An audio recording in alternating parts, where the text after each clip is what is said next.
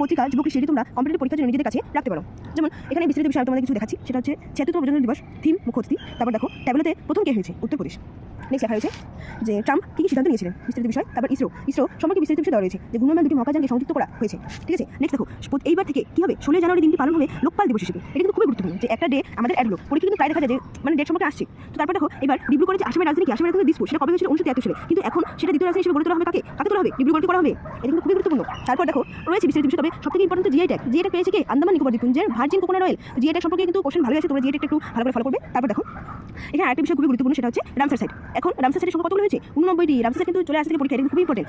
যে 4টি জলাভূমি যুক্ত হয়েছে তাদের নাম তামিলনাড়ুর সাক্কারা কোট্টাই পাখি অভয়ারণ্য, তারপর থারথাঙ্গাল পাখি অভয়ারণ্য, নেক্সট সিকিমের খেচো পার্লি জলাভূমি এবং ঝাড়খণ্ডের উধুয়ারত। ঠিক আছে, তারপর দেখো যোজনা সম্পর্কে দেওয়া রয়েছে। তারপর ভারত ও স্পেন যৌথভাবে কী করছে 2026 কী করছে, সংস্কৃতি পর্যটন এবং এআই এর জন্য দুয়ার ইয়ার হিসেবে ঘোষণা করলো। নেক্সট দেখো তোমরা এখানে বিশেষ সম্পর্কে লেখা যাবে, তামিলনাড়ুর যে মাদুরাই জেলা, সেখানে কী হয়েছে জাল্লিকাট্টু খেলা সেখানে আয়োজিত করা হয়েছে।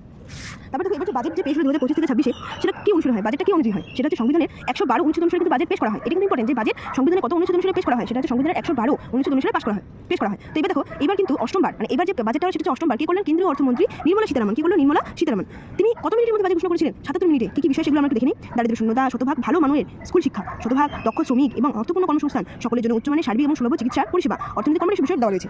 তো মূল কথা হচ্ছে মহিলাদের যে অংশগ্রহণ সেটা 70% করতে বলেছে, কত করেছে 70%। তো দেখো এইসব কিছু বিষয় লেখা আছে। তারপরে কৃষিকাজ বিষয়টা খুব গুরুত্বপূর্ণ হিসেবে বাজেটে দেখা হয়েছে। তো বাজেট মানে আমাদের কি এক কথা, বাজেট বলতে কি বোঝায়, একটি নির্দিষ্ট অর্থ বছরে কোথায় কত ব্যয় হবে সেই পরিকল্পনার নামই হলো বাজেট। ঠিক আছে, তো তোমরা এই যে যুবকৃষি সেটা তোমরা ফলো করতে পারো। পেপার প্রতি মাসে যে পাবলিশ, সেখান থেকে তোমরা এই জিনিসটা পেপারটা নিয়ে নিজেদের কাছে রাখতে পারো। তো তোমরা এরপরে আরও অনেক কিছু আছে, তো বিস্তারিত বিষয়, তো আমি আর এই নিয়ে কিছু বললাম না। Tata, bye bye.